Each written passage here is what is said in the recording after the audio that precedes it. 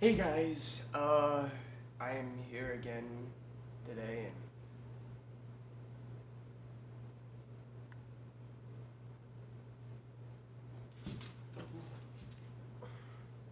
and until she comes, and she always wants to act like she wants to be in every video. For today, guys, we will be learning about different animals and how to take care of them. Number one is a dog. Usually, what dogs need are food, water, and a friend, which is you, or a cat, or anybody or anything else like an armadillo or a chinchilla or something that's like its height. And usually, what you need to do to take care of a dog, take it for walks, feed them, even sometimes make an appointment to go to the groomer. And sometimes we may have our struggles just to take care of a dog, but that's on you guys, not me. And I'm trying to show you guys how to take care of a dog. All your dog needs is a home, a leash with the name on it, just in case if it gets loose. All right, let's move on to the next animal. Next we have a kitty, and his name is King, and he loves people, but usually when people are new, he'll be like, "Oh, it's you," and then a few minutes later, like he'll love on you and stuff like that. But all he needs is just a cat post and some cat food, cat toys, and also a dog needs a dog toy. I'm sorry I forgot about all that. And also, kitties need somewhere to hide. So make sure your cat post actually has hiding places in it. Alright, next animal.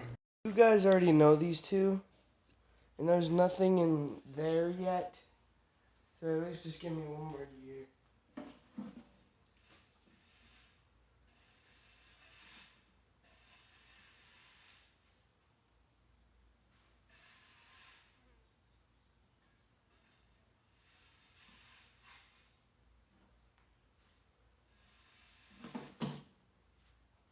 Alright. All we have now here is Oliver. He is my beautiful African spur-thigh sulcata toad. We thought he was supposed to get big, but until we found out he wasn't. We used to have two of them until one passed, and now all I got is just him. I wanted to replace his roommate, but the thing is that I realized I actually have to work for him. And I mean, just look at that cute little face. Would you guys take care of something like this? And the thing is that he loves people, and usually he doesn't mind of an enclosure, big, small, they don't care. They're just toads, and he loves to explore. He loves to do everything. He loves to hop in water. He likes to jump all over the place. And when you guys are cleaning out the enclosure, spray it down with water. And then afterwards, go ahead and put some of the coconut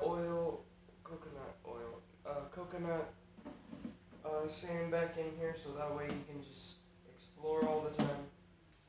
Now, next things next, I gotta go look for this girl real quick. Now you guys have met her. She just came out from burrowing. And as you guys can see, you see all that loose skin? That means she is shedding.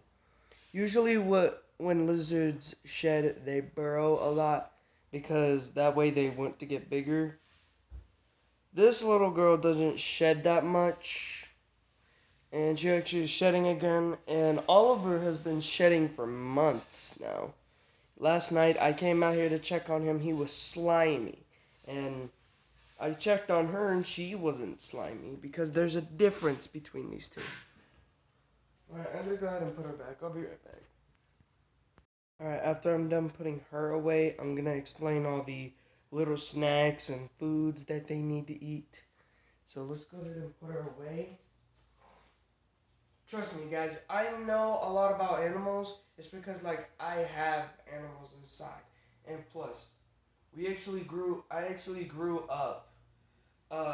We actually used to have a bearded dragon, and as y'all can see here, we do like have all the supplies and everything.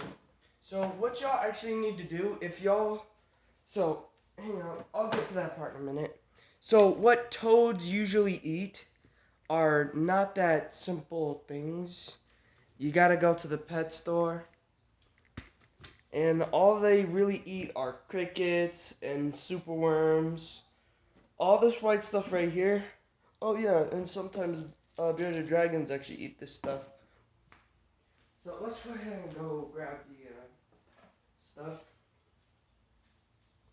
This white stuff here is actually powder for the vitamins and stuff that they actually need. So I actually bought this stuff so that way I can keep my toad and my lizard healthy and everything because they need vitamins. And this is actually good vitamin medicine. Now, in order a way for your crickets not to eat each other, you need to buy. Oh gosh, hang on. You need to buy them some cricket food. So cricket food is actually this is actually called cricket chow because like it has all the food and stuff in them. All you need to do is just put a little bit in there, and I do actually have a little bit in there. And some of the crickets, they're almost full from eating one.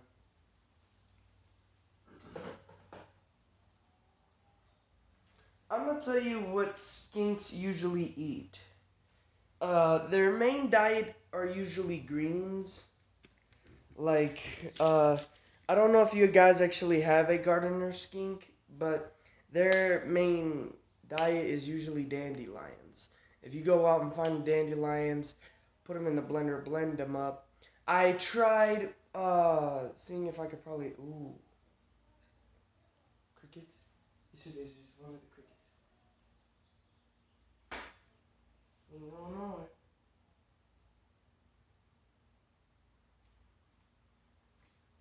I'm sorry, I found this guy. He's roaming around in the garage. But anyways, usually what they need are greens and stuff. Like dandelions. You need to avoid the stuff from lettuce, collard greens. That stuff is really not healthy for them. Now, what they usually eat are like veggies, carrots, lettuce, not lettuce, uh, they don't usually eat cucumbers, but I actually put a little bit of carrots in there, and she actually ate some of them. Like, she's not a big eater like Oliver.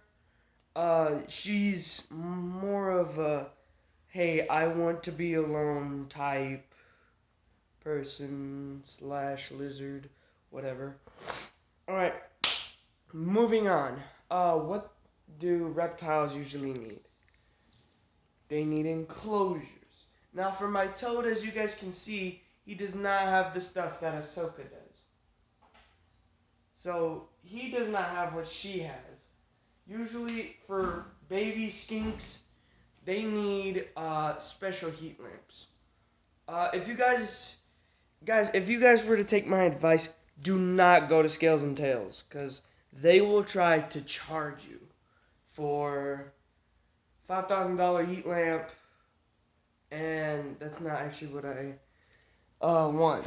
So I actually came home and I found a heat lamp inside the house, and this one is special, and she's still alive.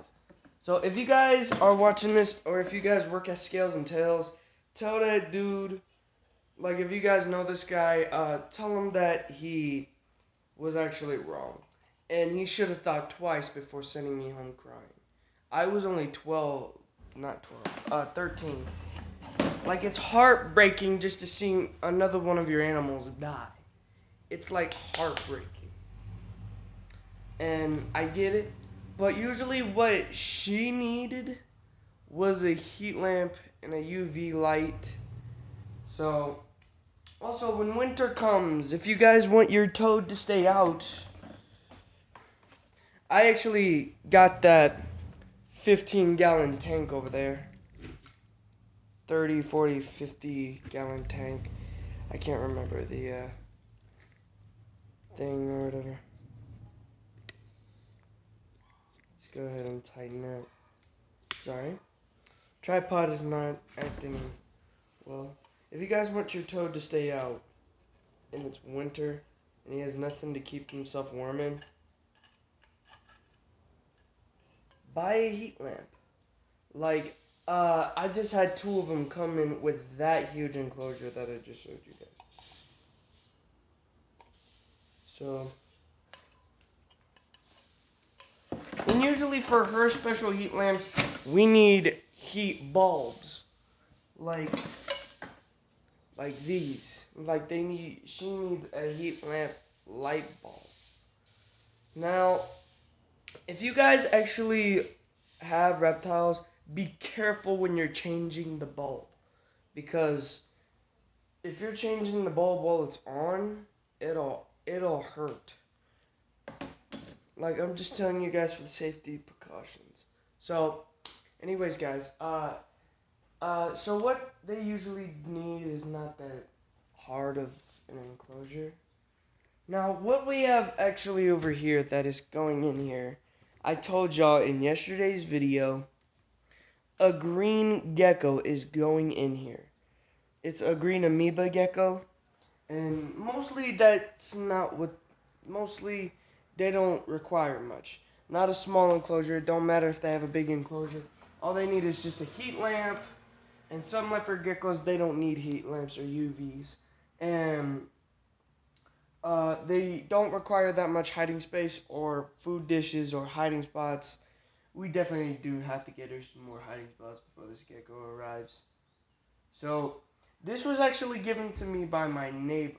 So, like, usually, if you want to feed your gecko food, you need to get some water bottle caps, or soda caps, or whatever, or any milk carton caps. If it's huge, you might want to use the huge caps. If it's small, you might want to use the small caps. And guys, I am a reptile doctor. So, what I usually do is test to see if they're actually stable. Don't poke them on the chest or hit them hard. I usually just tap them on their side just to make them see if they'll move their side that way. And I put something in, I put their tail in between something that I usually hold them with. And then, I have to poke their back to see if they'll move up. Well, guys, we've reached the end of the threads. And today was actually not that bad. Y'all actually got to learn about reptiles and my dog and my cat. You guys have learned about so much. If you guys actually want to see if you guys want to see me feeding all of my exotic animals on feeding day, can we at least get this video up to at least about 4 likes? And then I'll drop one tomorrow. Exotic feeding animals. Trust me. Alright guys, I'm going to go ahead and get out of here. Your hair. But I'll see you guys tomorrow.